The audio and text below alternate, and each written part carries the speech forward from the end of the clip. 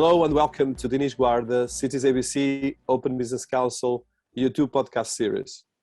We are here again to continue profiling global thought leaders, global personalities, and people changing the world, and as well bringing their personalities, their work, their creativity for the global business we're doing, for the global, I would say, to the stage where we are all operating. And this stage is increasingly dependent of technology, but as well depending increasing of our humanity and our creativity. And that's what I like about this series. We've been speaking with 106 plus people worldwide, and we've been having the most inspiring people and stories.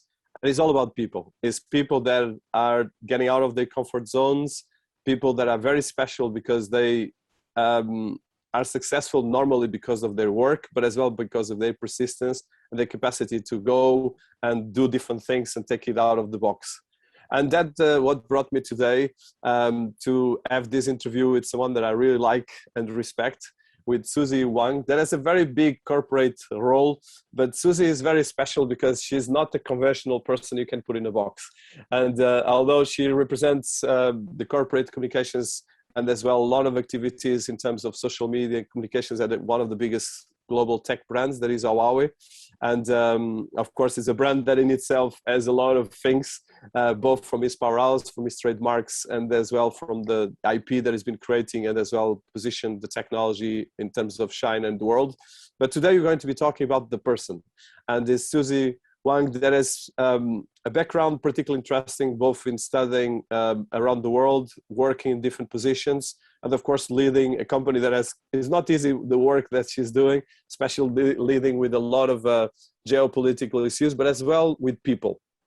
So my focus with this interview is show Susie, which I've been having the privilege to talk with and discuss ideas. We're going to talk about the work she's been doing, both in technology, both with people. She's been as well interviewing very interesting people. And I think I urge you to look at some of her interviews on the different media platforms if you just search for her, because that's fantastic. I love the way she interviews the most distinguished people. But as well, I love the passion she puts on things and on people, the relationships she builds, and especially as well the creativity she brings to the role.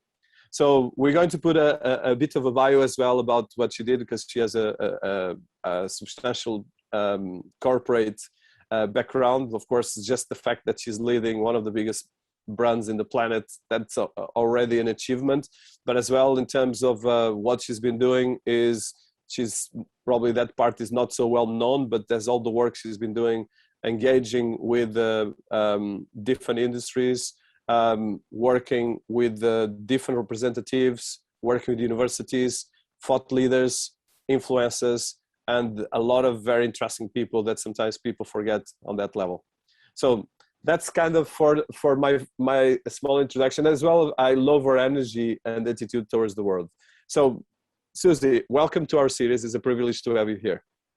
Thank you very much. Really appreciate it.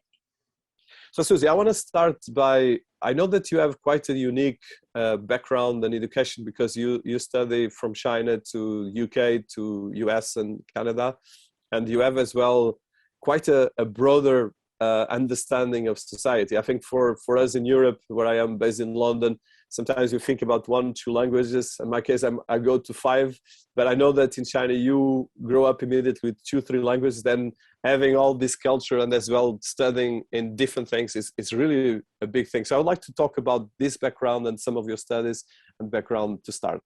Yeah, I think for me, it's really exciting to see the difference of different cultures. And as you can see, especially for global companies, right? It's really important to really understand your local audience, local culture. And this is something really crucial, that you have that actual living background in the society with the local audience. So then later when you actually starting, like say, from design the products, you know what the local pain point is, and all the way to marketing, right? So I think that's really crucial. And I think I'm really grateful that I had this chance to experience a different culture in North America, in Europe, and Singapore, and also back in China. And I think that's really important for like global companies to have. And so as you mentioned, after I left China, I was first in Canada, Montreal. Actually, Montreal itself is also a really multicultural city in Canada itself, right? It's a French city in Quebec. And then so it itself is already very unique. And then I traveled to Singapore, given that the temperature difference, I think that's also a really interesting experience too. It's kind of like travel from the Arctic all the way back to equator. Yeah, and then I traveled back to China for a while, and then I experienced UK for 1 year. Yeah, and now I'm traveling between China and US for work. Yeah, so it is really interesting journey. And when you really stay in a place for a long time, you see really the micro level difference in terms of the culture, the taste. So I think this is especially something really nuanced and interesting for people, especially in marketing to discover, right? So sometimes when we think we are planning a really fancy marketing plan or video or whatever, from our own perspective, and then we try to sell it to another market.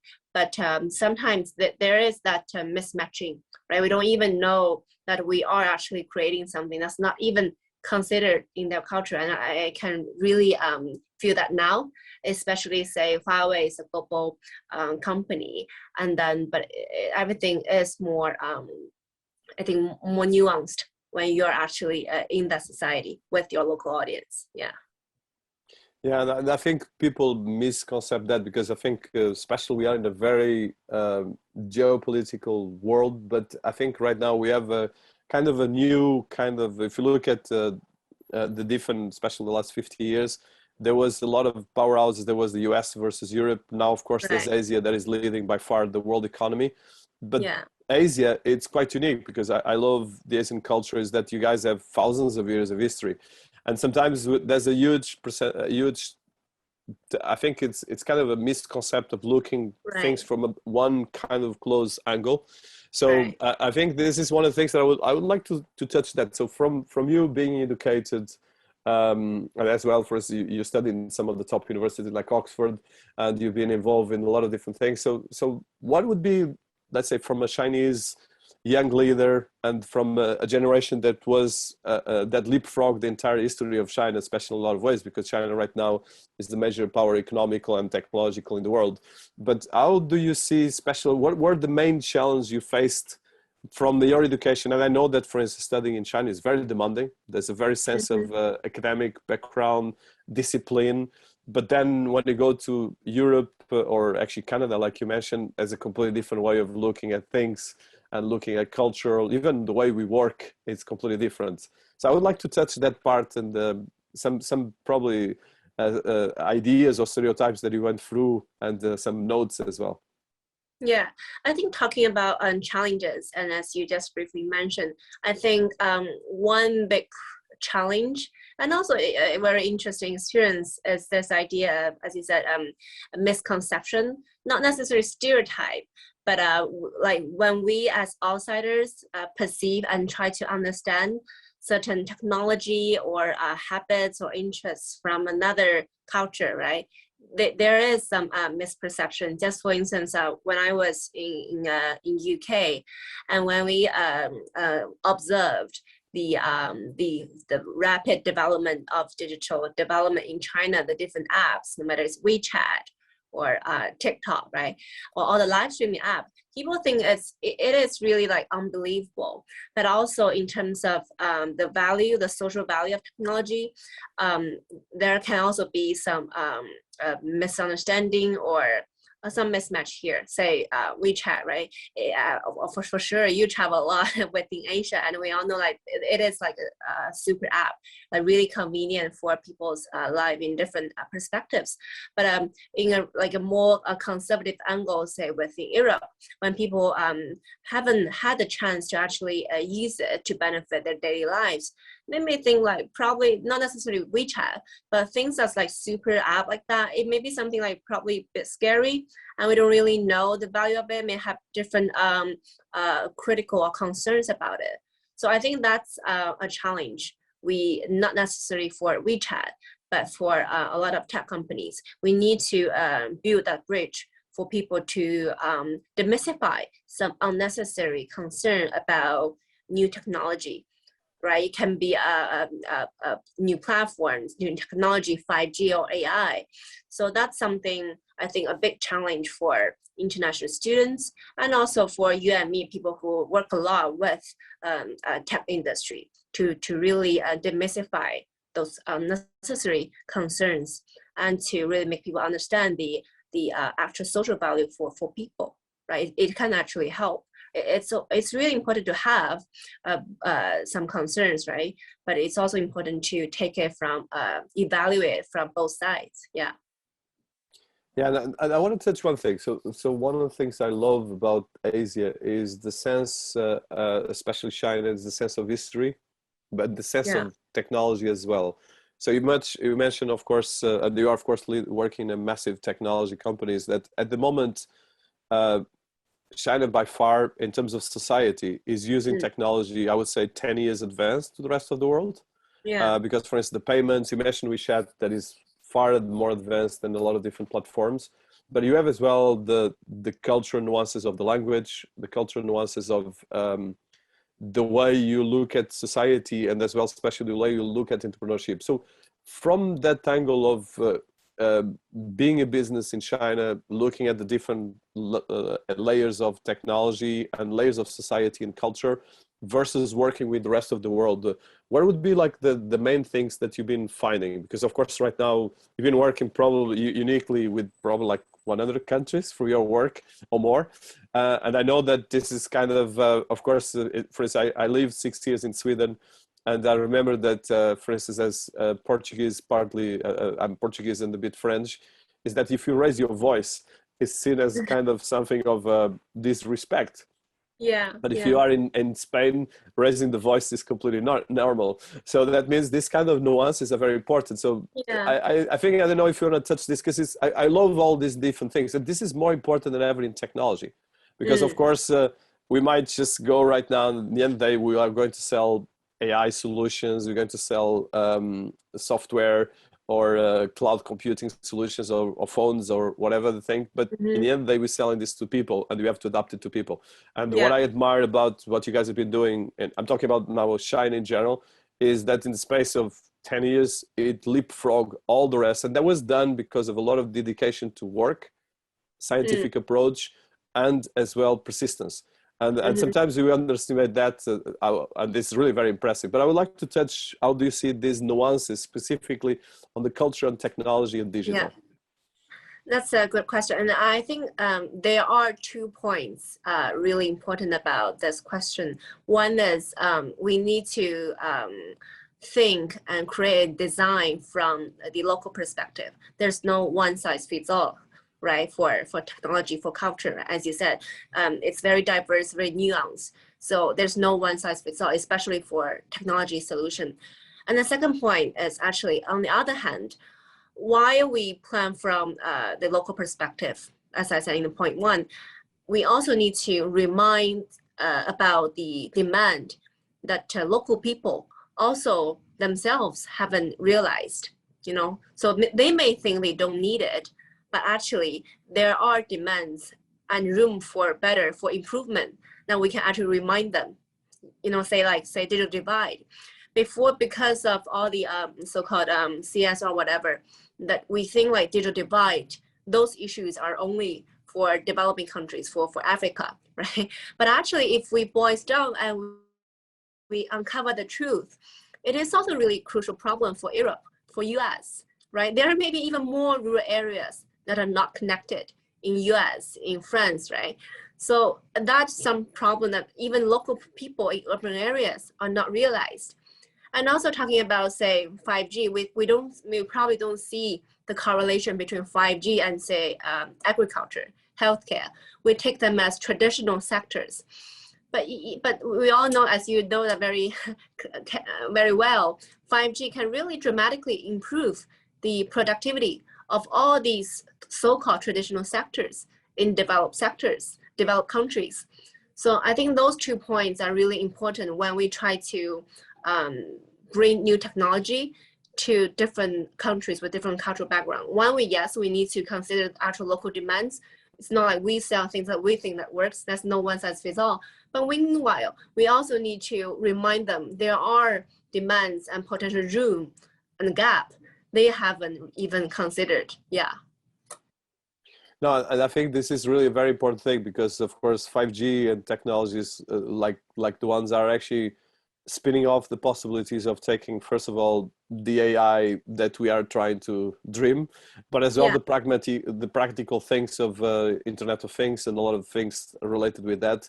But like you said, what I've been finding is the digital divide is really super impressive and super actually, in some ways, very scary. Because, for instance, I was talking with someone from the European Union, and I discovered that, for instance, in the total of the European Union, there's like 50 people that understand technology. I'm talking 50 people in an organization with 1 billion people. So I think it's kind of these details that are really very important. So one question that I want to ask, especially in terms of the digital transformation of China, and especially because, of course, you're part of the young generation, is that so people are and I have a lot of Chinese friends that have been between China and outside of China.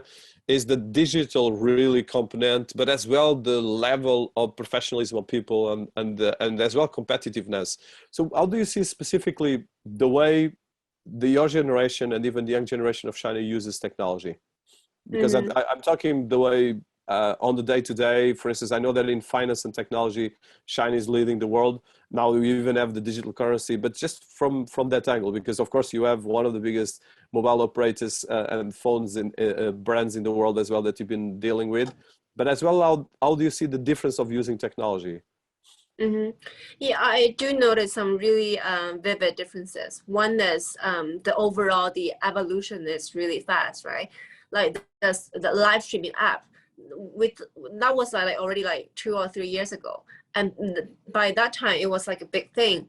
But then the innovation, the demand, the digital, as you said, the digital transformation in China is so fast. So although overall the so-called trendy app, that overall the evolution, the period, I think is faster than anywhere else. Every year there's a new trendy type of new platform economy here, right? Before maybe live streaming, and now it's like e-commerce plus live streaming. So every year I have something really new. So that's really incredible. And the second is, of course, the e-commerce, but that's, I think, already not a news at all. But I think the overall, the infrastructure, the 5G, the internet connectivity, plus the overall, the young generation, the passion here really create a big wave of UGC, right? The user generated contents. Everyone here is an influencer. You know, the app like Little Red Book, you can find so many influencers with more than 1 million followers. And also not only have a lot of followers, but it's that business model becomes very possible for every single individuals. As long as you have some talents in one vertical industry, it's totally impossible to use your contents and follower base to become a business model. So that's not something that's already like a gatekeeper for traditional media or for so-called some top influencers. More and more people, it's getting really grassroots. So more people have that opportunity to not only show their talents, but also get commercial profits, benefits from it. So that's a quite incredible transformation too. And another point is that overall, as I said, the business model, because this digital transformation is so fast, and plus there are a lot of really smart entrepreneurs here. So people can really notice some critical demand pain points that we have in daily lives, no matter it's shopping, education, healthcare, anything. And then people can really find the connecting points that we can do with digital technology and create maybe a new software, a new app, or a new type of platform. So people really use it really well to solve the problems that we have in daily lives. And because the problems in daily lives are so common, it's also driven a lot of profits here too. It's a huge demand. So yeah, I think that's a very incredible model overall in terms of the opportunities for individuals to show their talents, but also to really utilize that opportunity to transfer it to a business model. So the whole thing is very efficient. Yeah. Yeah, that is very fascinating, because I think it's really, of course, in China you have the volume, that is massive volume, because of course it's a massive economy.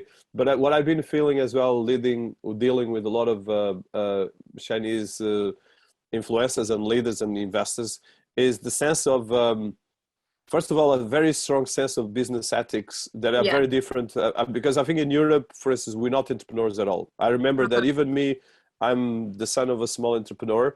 And people were telling me, "Oh my God, there's an entrepreneur, you screwed up," and there was kind of not really. It would be a lot of social stigma. For France is even worse, and actually, most in Europe, being an entrepreneur is actually very bad.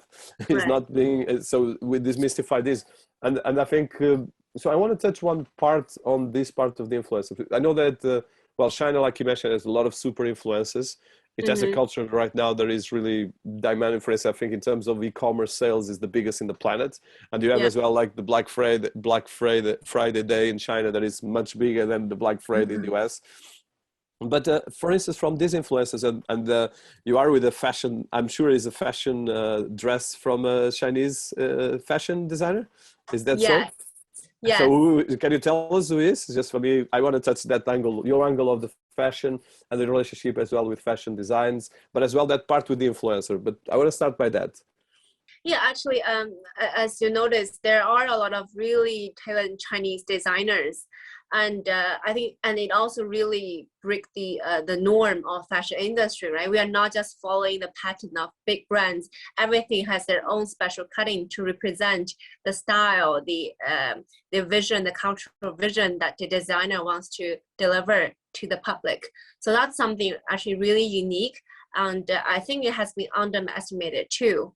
That part in China, the designer, the fashion industry, because they do like have different styles. And I always, most of my dresses are from individual designers, because one is I like to be unique. I think fashion has a big difference with trendy and luxury, right? So fashion is about what can really help you further show and amplify your identity. So that part I think is really promising in China. All the Chinese designers have their very unique style, each of them. Yeah, I think that's something really valuable. It's not just like following some 1 or 2 or 3 top trends. Yeah. And do you think that giving right now these digital tools that you're going to see, for instance, some of these fashion designers using these tools to go worldwide, or even some of the influencers creating their own brands? Because like you mentioned, and I know that you deal a lot with influencers, both tech influencers, but as well other influencers, is that what I see is the creativity and really the dynamics are much more aggressive and much more as well, I would say dynamic, not aggressive. Dynamic because there's a sense of, it's like the same in Vietnam. There's really, people really love the stuff they're doing and they're much more hardworking on that level. But from your experience dealing with the fashion designers, and like you mentioned, you have that one that is from one that you choose, and dealing with influencers, do you see this kind of becoming global? Because one thing, for instance, that we, in the last 50, actually 100 years, we've been actually the US controlling the narrative in terms of especially cinema, superstars of music, superstars, and everything has been in English. But even, for instance, I was educated in Portuguese and French, but the English became a very important thing. So do you see this in the next 5-10 years? Because of course, as the economy becomes very big, that some of these influencers will become global influencers, like what is happening already in South Korea with BTS, but with other Chinese creators, designers, and so forth. I know that in the arts, well, in technology is already happening.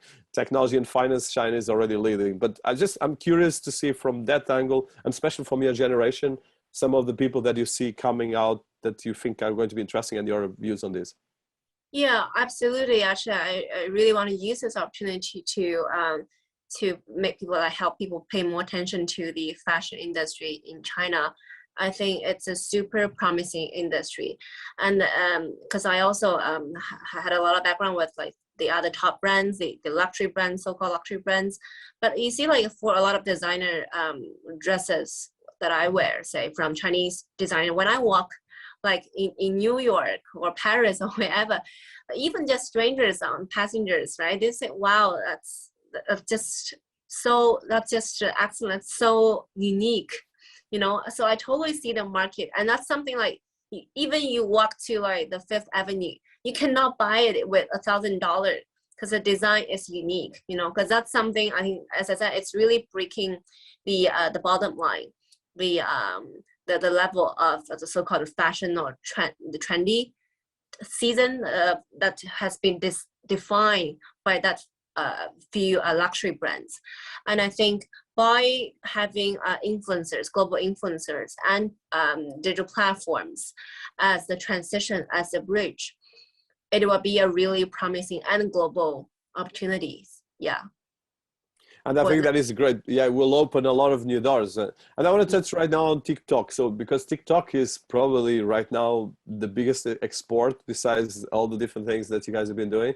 How do you see the TikTok generation? Because at the moment, the TikTok generation is global. It's no longer just Chinese. I think TikTok managed to really touch, and at the moment, we're talking from Hollywood to Bollywood to technology to arts to culture to fashion, everyone using it. But it's as well a very high-profile technology AI product. So how do you see this kind of generation TikTok from the Chinese side to the world? Because that's kind of the first, I would say, from a creative industry's perspective, or even from a technology, is like the biggest success, because now it's with over 1 billion users, and it became a culture in itself. So I want to touch that, especially as you are dealing with a lot of technology influences. Yeah, that's a very interesting point. Like yesterday, the other dress I wore yesterday, really on Times Square, and a stranger said, "You should just take a photo of that one and post on TikTok. You will just nail it." So TikTok, you see that so far the users are pretty young, which means with really high consumption ability and passion.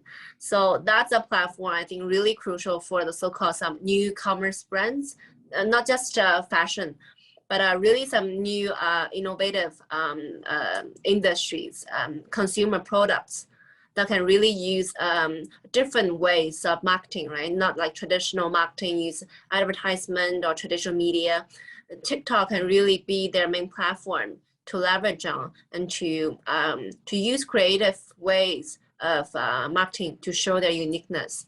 So that's something I think will be a really important and promising platform to not only for people to, as I said, to show their uniqueness, to show their talents, but also to really generate a clear business model and to really bring, say, maybe a local brand to globalize. Yeah.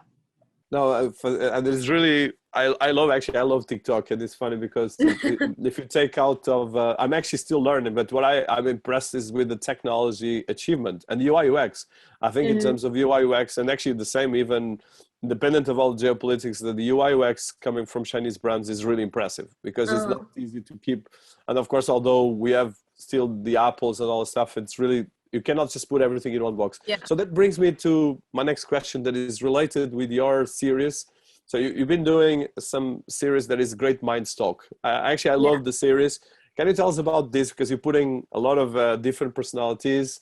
And I wonder if you could tell us, and I think you should push it more as a podcast in itself, because it's really great. And I love that because it's the bridge of different minds. And actually the title says everything, but I love the way you do it as well. So can you tell us a bit about that? Yeah, indeed, we are, and we will be bringing more celebrities, global thought leaders from different industries. Some will be idols that people really like, because I think I see it as a bridge between technology and more industries. Because no matter it's 5G or other technology by itself, it has only limited value. It's only more value added or interesting to people when it's combined with different industries. And also, it's like technology and fashion. We see that it doesn't have much connection, but it's only when the technology and creativity, when they come together, that's when the charm really comes.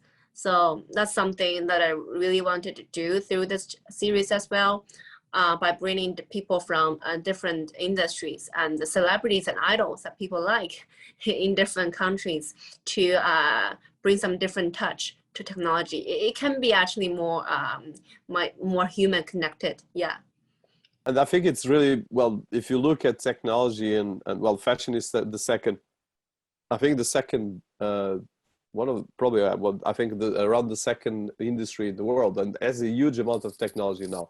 So I think you cannot underestimate that, because we all use textiles, we all use whatever luxury products or non-luxury projects. In the end of the day, it's a massive industry. So Right. that brings me to so you've been working a lot in your work in Huawei, but as well with the relationships that you build with influencers, in the concept of tech for good. Yeah. And I know that is something very dear for you. So can you tell us about that concept and the hashtag that actually has been trending and the work you've been doing around that? Because I know that, of course, when people think about Huawei, a lot of people have some prejudice. Others are really huge fans. And so that's kind of the irony, is that we sometimes, if you take that out, in the end of the day, there's a huge amount of work behind the cameras, like they say. So about this part of the tech for good and the way you take it in terms of your work and in terms of the different things you've been doing around the world. Yeah, so that's also interesting. As you said, tech for good, that's like a trendy hashtag. A lot of people are kind of overusing it. And some companies can like use it as a CSR program to make themselves look good. But I think one really charming thing about Huawei, that it's not a CSR program. It's actually embedded in their culture. Because I think like technology is sexy when it can solve problems that others cannot solve. Right? Say, you know, we have the Tech for program, say the story sign. We specifically, it's not like donating money, but we actually use Huawei AI to develop a type of technology that can help deaf children to read, right? So it's not like CSR programs in terms of first of a short period of time and just donating money. That's not solving the root problem. It's, as I said, it's sexy when you can actually consider that pain points, problems to be solved in a stage that you are actually designing technology, right?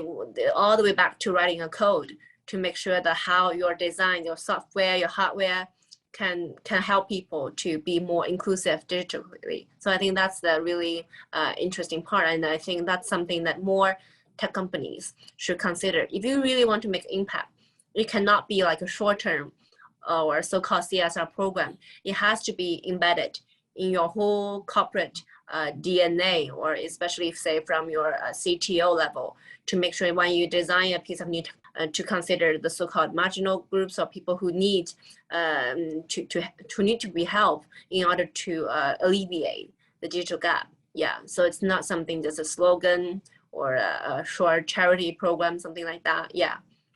No, and I think I know that is being involved in some of the conversation. There's a lot of great work there. So that brings me as well the work you've been doing with universities. I saw some numbers. It's really impressive, the relationships you have with universities worldwide, and a lot of academic research that you have. So I saw actually probably in terms of companies in the planet, I think Huawei is actually leading in terms of relationship with the academic and the universities, both in research, but as well in sponsorships and in a lot of dynamics there.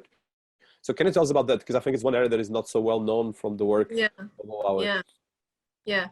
That's actually also one of the key driving force.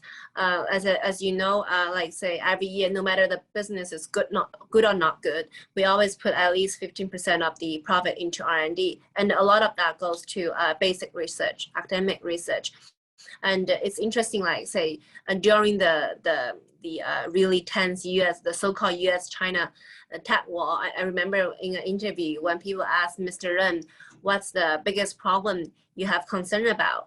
And very surprisingly, he didn't talk about the technology, the relationship. The only answer he gave is education.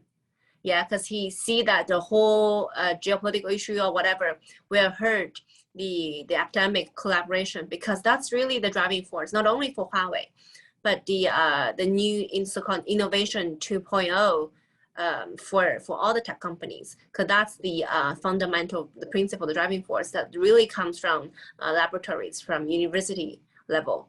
So that's why no matter how the business is around the world, we always invest a lot for academic research, for collaboration with universities. And we give the credits to students, to universities. We don't take it.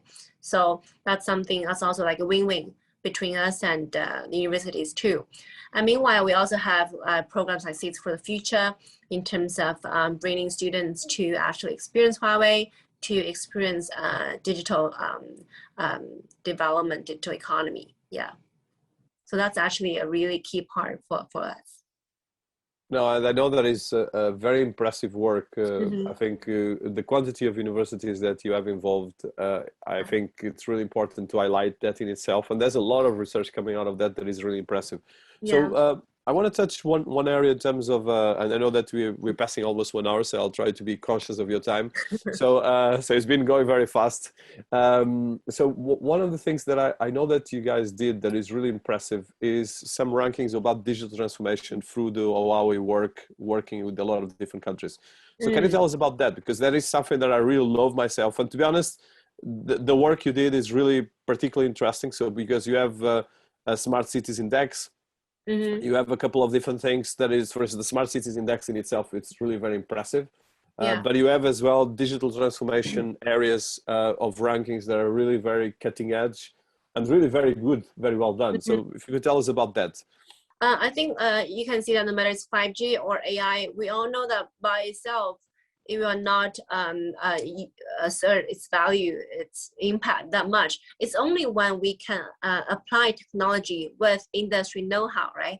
When it only comes to industry applications, that's when we actually maximize its value. So say take 5G as an example. Last year, as we are going to the mature level of in terms of 5G deployment itself, 5G based station deployment itself, we really focus a lot on industry application, so-called the 5G to B application. That's something we really focus on pushing since last year. And say in mining industry, in energy, manufacturing, and I know factories in Germany, we are really trying to push forward that in a really fast speed, because as I said, only when we can actually apply that piece of technology to help improve the productivity, that's when we can actually see its value, and that's actually more valuable than in terms of say the 5G fast speed for individuals, which is also important. Let's say mining, right? Last year we see a lot of applications about 5G to be in mining industries starting from China. One is like, we all know it's a really extremely dangerous working environment for laborers. So 5G itself, the remote connectivity, the low latency, enables us to make people like work in a safe environment in normal offices. No more need for people to go on the ground for 300 meters. Now we just need to do it remotely. 5G can handle that. So first, it's really improving the worker safety, which is really the fundamental principle we need to consider when we talk about the value that technology can do for us, right? I think safety is one key part as a first layer. And meanwhile, for sure, we are improving a lot of productivity. Before it's all manual, no matter it's say for mining or for ports, right, for manufacturing. So why we improve the worker safety, the productivity, the extra amount of the profit that we can generate for companies, that's also very significant. So it's really a win-win, big win-win for different perspectives. So for 5G, for other technologies, when it's getting mature in terms of its own rollout, we should really combine it with industry know-how. We should get closer with business, with different industries. Both sides need to work closer with each other to combine the industry know-how and the technology, the leverage point we can do together. Yeah. I completely think it's the key element is both the combination of different industries, but as well especially making sure that there's digital transformation around that, because if you don't get the connectivity, and I think for instance 5G is critical, because if you don't get all these things working, you get the different problems, and as well making sure that the countries get these relationships. So I think as a wrap up, probably because it's quite a lot of time I'm taking for you. So one of the questions I want to touch is, for instance, as quite a young responsible for director of global and social media communications at one of the biggest corporations, what would be, let's say, from your experience working with a lot of influencers, a bit about your job, but as well about how you see this, the challenge of this kind of job, and as well how you see as well your career going forward, because I think it's really impressive your work, but as well it's a big task that is not easy, but because it's a moving target in a lot of different ways, both from a branding and perspective, but as well social media and communications, which is a very demanding area and between different variations. So I want to touch a bit, how do you see this work and how you've been coping, of course in the top level, on these areas? Yeah, for me, I think it's a really valuable job, not just for companies, so-called business profit.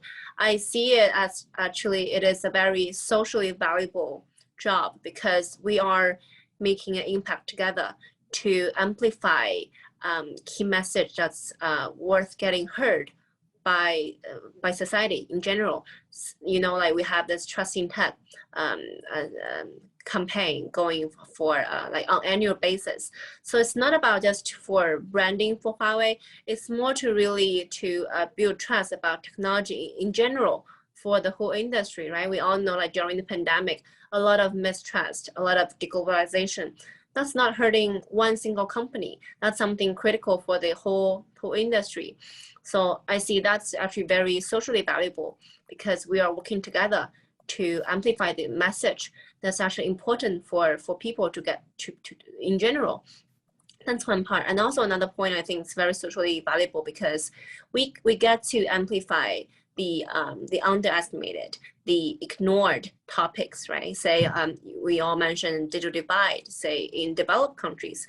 People may don't even think that it's still a problem for us. So to really uncover some of those ignored problems, maybe not in the top of the media agenda, right? Those are something we can pick up together online, right? To combine the influence we have, the Huawei's platform, and also the influencers platform. So we do it together. I think that's something valuable in general for the public, not necessarily just for a company's branding purpose. Yeah, so that's something that I think it's very unique, and yeah.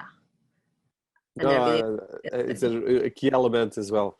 No, yeah. I think, well, I will be wrapping up now. So I just want one last question. So you touch about digital divide, and this is an area Yeah. that is for me critical. And we are among COVID-19 that at the same time was the biggest, independent of all the challenges that we're still facing worldwide, it was the biggest push of the digital growth. Because we achieved more in terms of digital transformation in the last 1 year and a half than actually probably in the last 10 years. So can you tell us how you see this kind of post-COVID-19 world that we are going to be getting?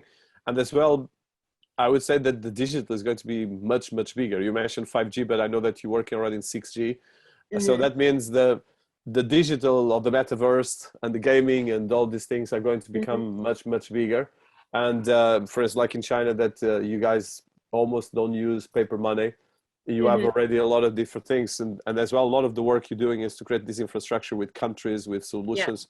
So how do you see the kind of the near future when it comes to this kind of the things that you guys have been working, from 5G to AI to connectivity to putting all the different things together, but as well in terms of how this is going to impact society and how we can actually get out of this, like you said initially, with solutions like the influencers that can actually create new business models, but as well demystifying all the issues around that.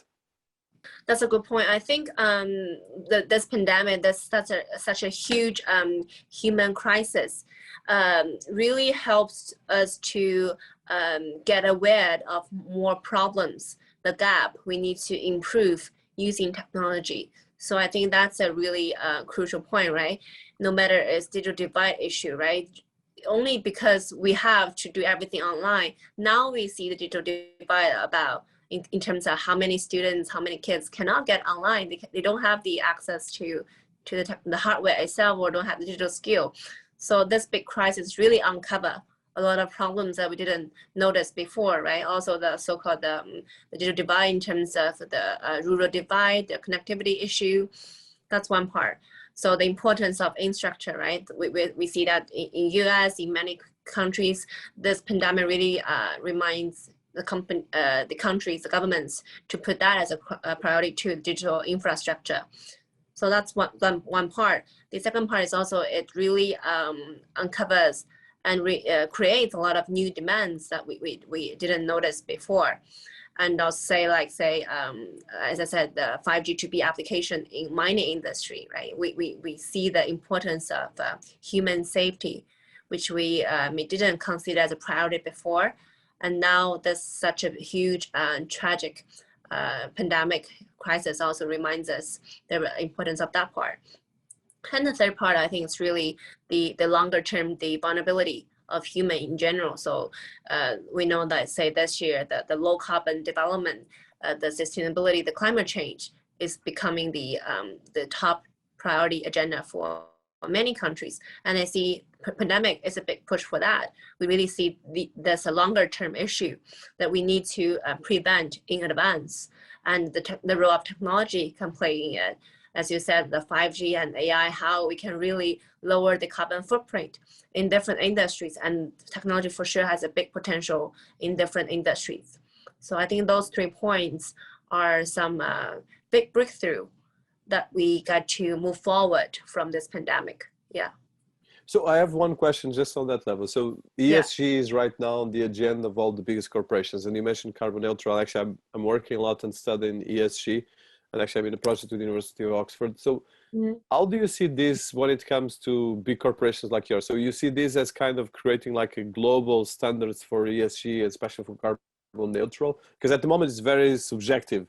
What I feel is that every company has to have like a carbon neutral solution, but there's very lack of technology and data around that. Yeah. So how do you look at that? Because of course, you guys are quite advanced on that. Yeah, I think it's the same as solving the digital divide issue. It cannot just be your so-called CSR program to make yourself look good. It cannot be a vague, as I said, a subjective program. You need to have a specific target and boils down to how your technology will help to solve it. And it really needs to be boils down to specific number, the data, like say for 5G, the industry application, exactly how much percentage you can reduce by when. You need to execution. I think that's really key. It cannot just be a lofty discussion because everyone is already on the same page. We all know it's an important topic, but you need to pay more attention to the execution, to specifically to see and execute. Okay, I will use this application to reduce how much percentage in this industry by when. Yeah, I think that's really a key point. Yeah, fantastic. Well, I want to thank you for your time. It's 1 hour, so we'll take clips of this and put information about your profile. I have a lot of things, and it's really great to talk. I know that we've been always, especially last year, it's difficult to meet face to face, but it's good to see faces and keep the relationship on this. I don't know if there's any final notes or things like that. And actually, for instance, when is the next Great Minds series coming? I don't know if you want to mention that, and other things that you might just want as a final note from people can find you and so forth. Yeah, we will surprise people. Yeah. Okay, so surprises, open for surprise. I love surprises. Very good. Well, thank you so much, Susie. It's been a fantastic 1 hour, very exciting. They pass very fast. So hopefully we'll continue with a lot of these things, and probably we'll do it with more people going forward. But I really appreciate your time. And safe flights and safe trips over there. Thank you. You too. Thank you. Thank you.